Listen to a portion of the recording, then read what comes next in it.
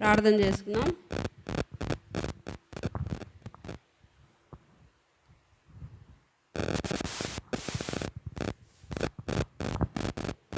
ప్రేమ నమ్మకమైన ప్రియ పరలోకపు తండ్రి, పరిశుద్ధుడా, మహోన్నతుడా, మహాగణుడా, నీ ఘనమైన నామం బట్టి ఇక సాయంకాల సమయంలో నీకు వందనాలు స్తుతులు చెల్లించుకుంటున్నాం. దయగల తండ్రి, ఇక ప్రకటించిన రీతిగా నేను సిస్టర్స్ మీటింగ్ కొరకై నేను కూడి ఉండగా ప్రభా, ఈ యొక్క సమయాన్ని మీరు దీవెనకరంగా, మహిమకరంగా, ఆశీర్వాదకరంగా చేస్తురమ్మని నీ సన్నిధిలో ప్రార్థించి వేడుకుంటున్నానయ్యా. దయగల తండ్రి, నేను వాతావరణాన్ని కొద్ది నిమిషాలు తేటపరుస్తురండి. కరెంటుని స్వాధీనంలో ఉంచుకోండి ప్రభా. మందిరం చుట్టూ నీకు ఆపదలో ఉంచమని ప్రార్థిస్తున్న తండ్రి, దయగల మా తండ్రి, రావాల్సిన నీ ప్రియ బిడ్డలందరినీ కూడా ప్రభా నీ సన్నిధికి త్వరపెట్టి తీసుకురమ్మని ప్రార్థించి వేడుకుంటున్నానయ్యా. కనికరంగల మా తండ్రి, నేను తిరిగి పాటలు పాడు సమయాన్ని దీవెనకరంగా చేయండి. వాక్యోపదేశంను మహిమకరంగా చేయండి ప్రభా. అవును ప్రభా, నిలబడి నేను కూడా బలహీనరాలను, అయోగ్యురాలను, అల్పురాలను ప్రభా, నిష్ప్రయోజకురాలను తండ్రి, ఎందుకు కూడా పనికిరానటువంటి నన్ను అవును ప్రభా నీ ఇంటిలో పరిచర్య చేయుటకు నన్ను నియమించుకొని ఏర్పరచుకునే విధానాన్ని బట్టి నీకు వందనాలు స్తుతులు చెల్లించుకుంటున్నాను ప్రభా. అవును ప్రభా, ఏ మాత్రం కూడా అర్హత లేనటువంటి నన్ను నీ గొప్ప ఇంటిలో ప్రభా నేను ఐగ్యురాలైన నాకు పరిచర్య చేసి ధన్యత అనుగ్రహించినందుకే నీకు వందనాలు స్తుతులు చెల్లించుకుంటున్నాను. దయగల తండ్రి, అవును ప్రభా, నైనా నీ యొక్క ఆత్మతో నేను నింపుతూ రండి. నా సొంత తలంపులు, నా సొంత మాటలు, నా ఆలోచన ప్రకారం కాదు ప్రభా. అవును ప్రభా, నీ యొక్క వాక్యంతో నా హృదయంను, నా నోటిని నింపుతురమ్మని నీ సన్నిధిలో ప్రార్థించి వేడుకుంటున్నాను ప్రభా. నీ యొక్క పరలోక తలంపులు అనుగ్రహించండి ప్రభా. మీరు కనికరించండి ప్రభా. ఈ దినంన అవును ప్రభా, నైనా నాతో మీతో నైనా ఏం మాట్లాడనన్నారో ప్రభా, ఆ యొక్క వాక్యం ద్వారా మేము సరి చేసుకుంటకు సహాయపడుతురండి. దయగల తండ్రి, ఆ విధంగా అవును ప్రభు, ఇంతవరకు నేను చెప్పుకున్న రీతిగా ఎంతోమంది స్త్రీల గురించి నీ యొక్క జీవగ్రంథంలో ఉన్న వారి గురించి తెలుసుకున్నాం ప్రభా. నేను ఆ విధంగా మేము నడుచుకుంటకు సహాయపడుతురండి. మీరు కనికరించి కృప చూపించమని, ముందున్న సమయాన్ని దీవెనకరంగా చేయమని నజరేయుడైన యేసుక్రీస్తు నామంలో స్తుతించి ప్రార్థించి అడిగి వేడుకుంటున్నాం తండ్రి, ఆమెన్.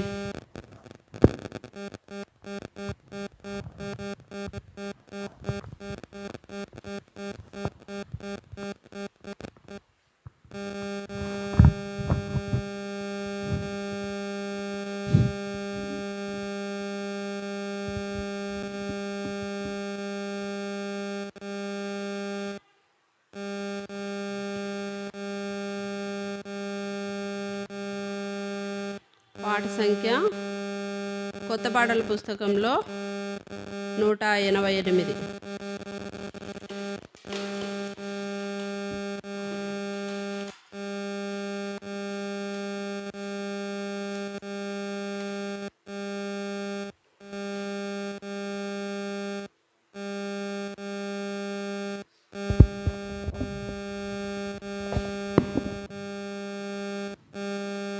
జయశీలుడవగు ఓ మా ప్రభువా,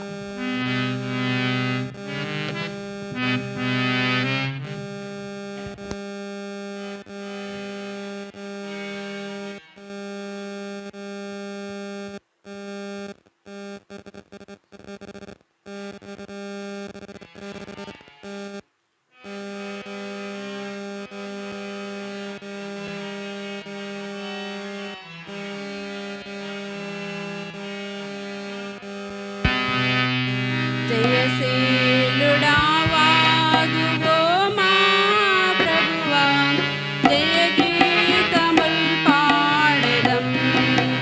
జయశీలుడవగు ఓ మా ప్రభువా, జయ గీతముల్ పాడెదం.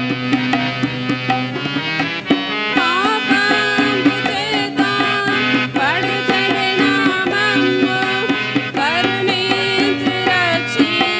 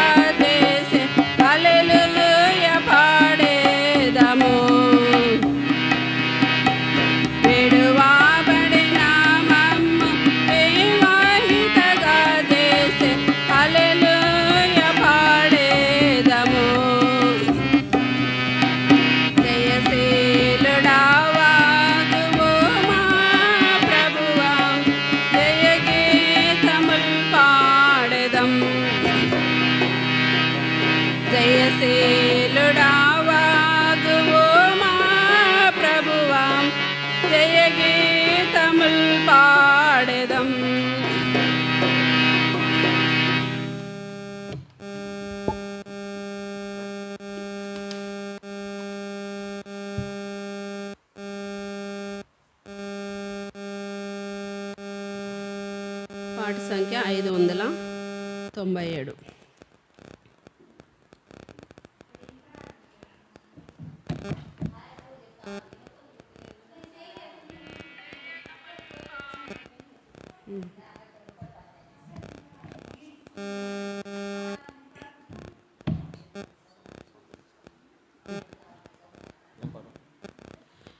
దేవా నీ సన్నిధిలో నిలిచి దీనులమై మొరపెట్టుచున్నాం. పాట పాడుతూ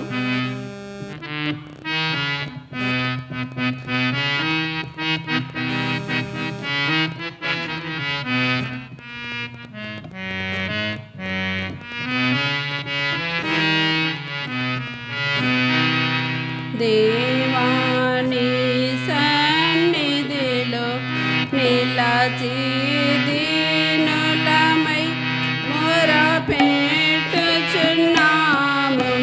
దీనులమై మొరపెట్టుచున్నాము.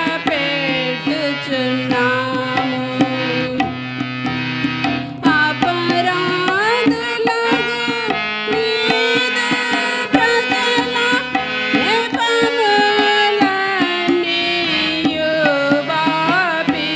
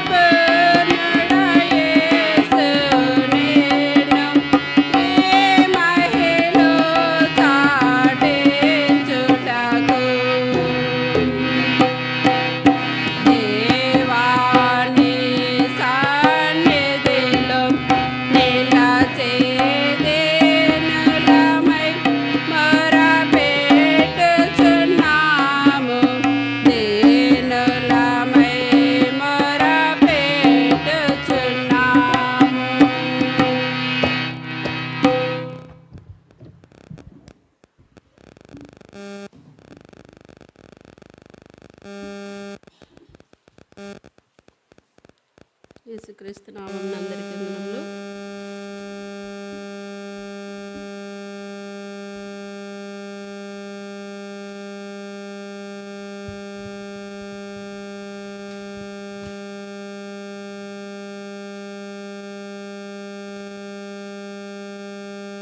ఎస్తేరు గ్రంథము 1వ అధ్యాయము.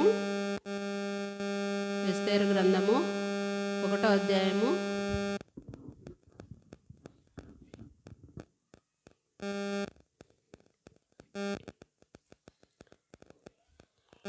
1వ అధ్యాయము 1 నుంచి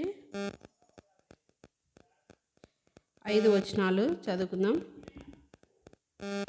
తర్వాత 10వ వచనం నుండి మనము 9వ వచనం నుండి మళ్ళీ 14 వచనాల వరకు చదువుకుందాం. అహశ్వేరోసు దినములలో జరిగిన చర్యల వివరములు. హిందూ దేశం మొదలుకొని కూసు దేశం వరకు 127 సంస్థానములకు అహశ్వేరోసు ఏలెను. 2వ వచనం చదవండి.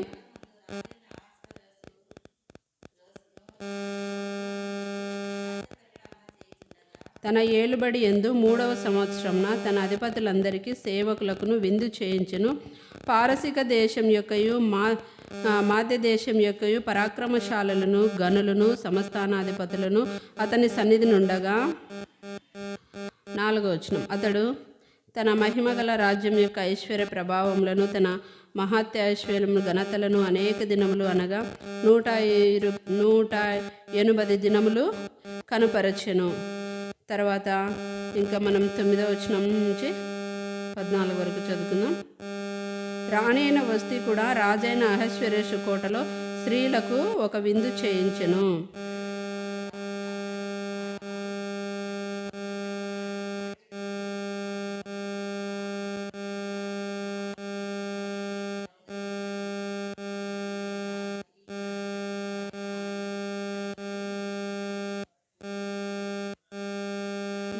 వచ్చినట్లు రాజైన అహశ్వేరోషు ఎదుట ఉపచారం చేయు మొహాంను, బెల్తా, హర్బోనా, బిగ్దా, అబగ్దా, జేతారు, కర్కస్ అను 7 నపుంసకులకు ఆజ్ఞాపించెను. ఆమె సౌందర్యవతి.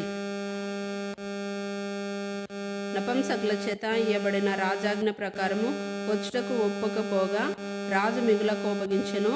అతని కోపం రగులుకొనెను. విధిని రాజ్యధర్మమును ఎరిగిన వారందరి చేత రాజు ప్రతి సంగతి పరిష్కరించుకునేవాడు గనుక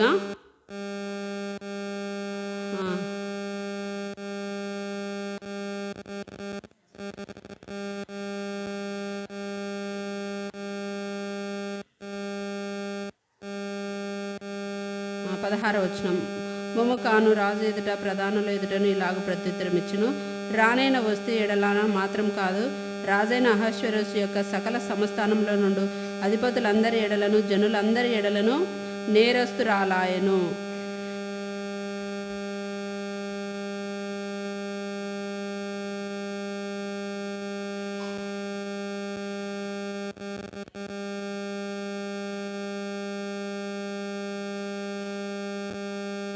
మరియు పారసికుల యొక్కయు మాదిల యొక్కయు న్యాయకపత్నులు రాణి చేసిన దాని సమాచారం విని రాణి పలికినట్లు ఈ దినమందు రాజు యొక్క అధిపతులందరితో పలుకుదురు. దీని వలన బహు తిరస్కారమును కోపమును పుట్టును. 19వ వచనం. రాజునకు సమ్మతి ఆయను. వస్తీ రాజైన అహశ్వేరోషు సన్నిధికి ఇకను రాకూడదని తమ యుద్ధ నుండి ఒక రాజాజ్ఞ పుట్టవలెను. అది తప్పకుండానట్లు పారసికుల యొక్కయు మాదిల యొక్కయు న్యాయం చొప్పున నియమింపవలెను. మరియు వస్తీ కంటే యోగ్యురాల్ని రాణిగా తాము చేయవలెను. ప్రార్థన చేసుకుందాం. ప్రేమ నమ్మకమైన ప్రియ పరలోకపు తండ్రి, గణడానికి ఘనమైన నామం బట్టి మరొకసారి వందనాలు స్తుతులు చెల్లించుకుంటున్న దయగల తండ్రి. ఇక్కడ నైనా ఇంతవరకు నైనా పాటల ద్వారా నీ నామానికి మహిమ ఘనత ప్రభావంలో ఆరోపించుకున్నారని నమ్ముతూ సూచిస్తున్నాను. తిరిగి నైనా లేఖన భాగాల ద్వారా నాతో మీరు మాట్లాడుతున్నామని నీ సన్నిధిలో ప్రార్థిస్తున్న తండ్రి. నైనా చేరి వచ్చిన నీ ప్రియ బిడ్డలందరినీ బట్టి వందనాలు. ఇంకను రాలేక ఆయన దగ్గర ఉండిన వారితో కూడా మీరు మాట్లాడి వారికి కూడా మరొక సమయాన్ని అనుగ్రహించి త్వరపెట్టి నీ సన్నిధికి నడిపించమని నీ సన్నిధిలో ప్రార్థించి వేడుకుంటున్నాను. దయగల మా తండ్రి వినే చెవి గ్రహించే మనసు మాకు దయచేయండి ప్రభా. నేను కూడా నీ యొక్క ఆత్మతో నింపుతూ బలహీనరాలని ఒప్పుకుంటూ, బుద్ధి లేదని జ్ఞానం లేదని ఒప్పుకుంటూ నేను మీరు సహాయపడతారని నమ్ముతూ స్తుతిస్తూ యేసుక్రీస్తు నామములో స్తుతించి ప్రార్థించాలని వేడుకుంటున్నాం తండ్రి.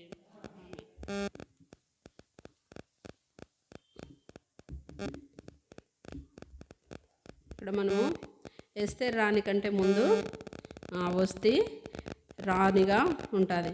ఇక్కడ అహశ్వేరోసు రాజు ఏం చేస్తాడంటే 127 దేశాలకు అందరినీ కూడా పిలిచి ఒక విందు చేస్తాడు. ఆయన విందు చేసి అందరు కూడా తన రాజ్యం యొక్క మహిమను, ఐశ్వర్యమును, ప్రభావమును, మహత్యము, ఘనతలు అనేక దినములు అనగా 108 దినములు కనపరచను. తర్వాత అవన్నీ కూడా ఇతర దేశ వాళ్ళందరినీ కూడా పిలిచి తన యొక్క మహత్యం అంతా కూడా చూపించుకున్న తర్వాత మళ్ళీ తిరిగి ఏం చేస్తాడంటే 5వ వచనంలో, ఆ దినములు గడిచిన తర్వాత రాజు శూషాను కోటలోనున్న అల్పులకేమి గనులకేమి జనులందరికీ రాజు కోటలోని తోట ఆవరణంలో 7 దినములు విందు చేయించను. మళ్ళా రాజు యొక్క ఆవరణంలో ఉండే వారందరు కూడా మళ్ళీ విందు చేయించినాడు. ఇక్కడ 7 దినాలు విందు చేయించినాడు. ఇక్కడ విందు చేయించిన తర్వాత 7వ రోజు ఏమవుతుందంటే, మనము ఇక్కడ చూసుకున్నట్లయితే 7, 8, 9 వచనాలలో 10 వచనం వరకు, అచ్చట కూడిన వారికి వివిధమైన బంగారు పాత్రలతో పానమెచ్చుచు రాజు స్థితికి తగినట్టుగా రాజు ద్రాక్షారసము దాసులు అధికంగా పోసిరి. ఆ విందు పానం ఆజ్ఞానుసారంగా జరుగుటను బట్టి ఎవరినూ బలవంతం చేయలేదు. ఎవడు కోరినట్టుగా వానికి పెట్టవలని తన కోట పనివారికి రాజు ఆజ్ఞ ఇచ్చుండెను. రాణి అయిన వస్తీ కూడా రాజైన అహశ్వేరోసు కోటలో స్త్రీలకు ఒక విందు చేయించెను. రాజు విందు చేయించినాడు తన కోటలో.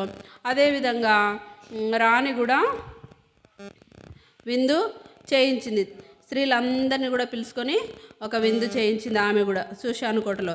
7వ రోజు రాజు ఏం చేస్తాడంటే, 7వ దినమందు రాజు ద్రాక్షారసం త్రాగి సంతోషంగా ఉన్నప్పుడు కూడి వచ్చిన జనమునకును అధిపతులకును రాణి అయిన వస్తీ యొక్క సౌందర్యం కనపరచవల్లని రాజకిరీటం ధరించుకొనిన ఆమెను తన సన్నిధికి పిలుచుకొని వచ్చినట్లు. చూడండి, 7వ రోజు ఏమైందంటే 6 రోజులు విందు చేసినారు. 7వ రోజు రాణి యొక్క రాజు సన్నిధికి రాజవస్త్రములు ధరించుకొని ఆమె రాజ కిరీటం పెట్టుకొని రావాలని రాజుకు ఒక కోరిక ఉంది.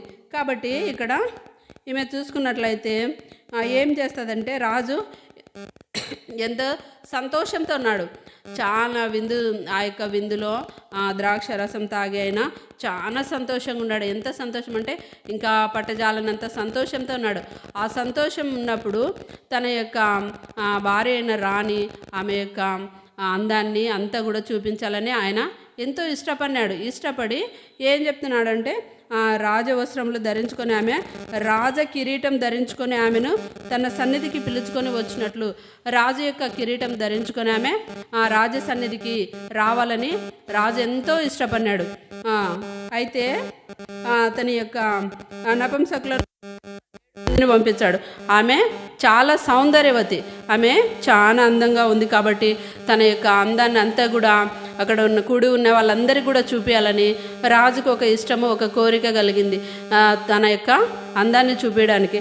కాబట్టి ఆమె ఏమవుతుందంటే, ఇక్కడ మనం చూసుకున్నట్లయితే 12వ వచనంలో, రాణి అయిన వస్తీ నపుంసకుల చేత ఇయ్యబడిన రాజాజ్ఞ ప్రకారము వచ్చుటకు ఒప్పుక పోగా రాజు మిగుల కోపగించను. చూడండి, రాజు చెప్పి పంపించినాడు. రాజు చెప్పి పంపించే ఆమె విధేయత చూపించకుండా అవిధేయురాలుగా తన యొక్క జీవితంలో ఆమె అవిధేయత చూపిస్తుంది. రాజు ఆజ్ఞకు లోబడకుండా రాజాజ్ఞను తృణీకరించిందని మనం చెప్పుకోవచ్చు.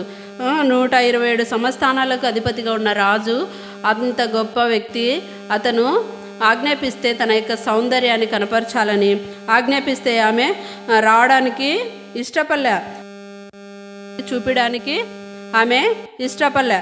చూడండి, రాజును తృణీకరించింది, అవిధేయత చూపించింది. రాణి అయిన వస్తీ నపుంసకుల చేత 12వ వచనంలో ఇయ్యబడిన రాజాజ్ఞ ప్రకారం వచ్చుటకు ఒప్పుకపోగా రాజు మిగుల కోపగించెను, అతని కోపము రగులుకొనెను. ఇక్కడ వస్తే ఇక రాజు పిలుపును తృణీకరించిందిగా మనము తెలుసుకోవచ్చు. అవిధేయత, ఒక విధంగా అవిధేయత చూపిన స్త్రీగా ఉంది. తన భర్త ఆజ్ఞాపించినప్పుడు ఆమె రావడానికి ఇష్టపడలే. తన భర్త చెప్పిన మాటకు అవిధేయురాలుగాను తృణీకరించిన దానిగాను ఉంది ఎస్తేరు. వస్తీ రాణి ఆమె చాలా సౌందర్యవతి. ఎందుకంటే తన యొక్క సౌందర్యంను బట్టి, తన అందంను బట్టి గర్వించినదిగా ఉంది. ఆమె నా అందంను నేనెందుకు అందరికి చూపించాలి అన్నిట్లు ఒక అతిశయంతో, ఒక గర్వంతో ఆమె ఉంది. అందుకే సామెతల్లో ఉంది కదా, సామెతలు లాస్ట్ చివరి అధ్యాయం 31వ అధ్యాయంలో 31వ అధ్యాయము 30వ వచనము, అందం మోసకరము, సౌందర్యము వ్యర్థము. చాలమా, అందము మోసకరము, సౌందర్యము వ్యర్థము. తన అందము ఆమెను మోసపరిచింది. తన యొక్క అందము ఆమెను మోసపరిచింది. ఎందుకంటే నా యొక్క అందాన్ని ఇతరులకు నేను ఎందుకు చూపించాలని ఒక అతిశయం ఆమె హృదయంలో ఉంది. తన యొక్క అతిశయం చేత, తన యొక్క గర్వం చేత, హృదయ గర్వం చేత ఆమె అంత గొప్ప రాజు ఆజ్ఞాపించినప్పుడు ఆ యొక్క రాజు మాటను ఆమె తృణీకరించిన స్త్రీగా ఉంది. అవిధేయత చూపించింది. భర్త మాటకు లోబడకుండా అవిధేయత చూపించింది. అందము మోసకరము, సౌందర్యము వ్యర్థము. 19వ అధ్యాయంలో కూడా సామెతలు అదే 19వ అధ్యాయము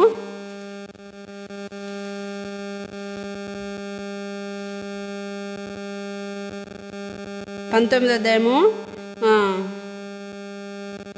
ఒకడు తెలివి లేకుండుట మంచిది కాదు, తొందరపడి నడుచువాడు దారి తప్పిపోవును, ఒకని మూర్ఖత వాని ప్రవర్తనను తారుమారు. చూడండి, ఆమె మూర్ఖ ప్రవర్తనను బట్టి తన స్థితి ఏమైపోతుందని మనము చూసుకుంటాం. తొందరపడి ఆమె దారి తప్పిపోతుంది. తొందరపడి ఆలోచన చేయలే. తన భర్త చెప్పినాడు కదా లోబడి నేను పోదాము అని ఆమె అనుకోలేదు. దారి తప్పడానికి కారకురాలుగా అవుతుంది. తొందరపడి మాట్లాడుతూ ఉంది ఆమె. ఇక్కడ మనం చూసుకున్నట్లయితే మొదటగా ఆమె సౌందర్యాన్ని బట్టి ఆమె గర్వపడినదిగా ఉంది. ఇక్కడ సామెతల గ్రంథంలో మనం చూసుకున్నట్లయితే 16వ అధ్యాయము 18వ వచనము, నాశనమునకు ముందు గర్వం నడుచును, పడిపోవుటకు ముందు అహంకారమైన మనస్సు నడుచును. చూడండి, ఆమె నాశనం కావడానికి ముందు గర్వం నడుస్తుంది, పడిపోవడానికి ముందు అహంకారమైన మనసు కలిగింది, గర్వ హృదయంతో కలిగిన మనసు కలిగింది ఆమె. ఎందుకు? తన అందాన్ని బట్టి. తన అందము అంత పని చేసింది ఆమెను. ఆ అందాన్ని చూపించడానికి ఎంతగానో ఇష్టపడలే. తనకుండే అందాన్ని బట్టి గర్వపడింది, అతిశయపడింది, అహంకారమైన మనసుతో ఆమె ఉంది. కాబట్టి భర్త చెప్పిన ఆ యొక్క ఆజ్ఞకు లోబడకుండా ఆమె తృణీకరించిన స్త్రీగా ఉంది. ఇంకా మనం చూసుకున్నట్లయితే అదే ఎస్తేరు గ్రంథంలోనే ఇక్కడ వాళ్లకు చెప్పినప్పుడు తృణీకరించింది, ఒప్పుకోపోగా రాజు మిగుల కోపగించెను. చూడండి, రాజుకు ఎంతో కోపం వచ్చింది. కోపమే కదా, భర్త చెప్పినప్పుడు ఆమె విధేయత చూపకుండా, రాకుండా, లోబడకుండా నపంసకుల చేత పంపించినప్పుడు, తన యొక్క పని వాళ్ళని పంపించినప్పుడు వాళ్ళ ముందర కూడా భర్తకు ఎంతో హేళన అయిపోతుంది కదా. రానే చెప్పిన మాట వినలేదు, రాజు ఆజ్ఞకు లోబడలేదని వాళ్ళు కూడా ఒక విధంగా అయిపోతారు. కాబట్టి రాజుకు ఎంతో కోపం వచ్చింది, చాలా మిగుల కోపగించెను. అతని కోపము రగులుకొనేను. చూడండి, వస్తీ మీద చాలా కోపం వచ్చింది, వస్తీ రాణి మీద. ఎందుకు? చెప్పిన మాట వినలే. ఆమె తన అందాన్ని చూపిమని రాజు ఎంతో సంతోషపడినాడు, చాలా సంతోషంగా ఉన్నాడు. ఆ సంతోషంలో ఆమె పాలు పుచ్చుకోవడానికి ఇష్టపడలేదు, తన యొక్క అందాన్ని చూపించడానికి ఇష్టపడలేదు. ఆ యొక్క రాజు ఆజ్ఞను తృణీకరించినదిగా ఉంది. అందును బట్టి ఏమవుతుందంటే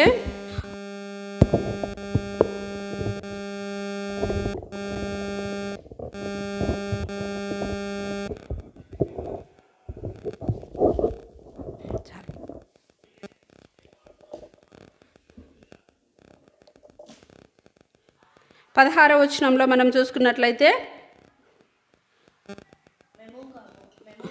మెముకాను రాజు ఎదుటను ప్రధానుల ఎదుటను ఇలాగు ప్రత్యుత్తరం ఇచ్చెను, రాణి అయిన వస్తీ రాజు ఎడల మాత్రం కాదు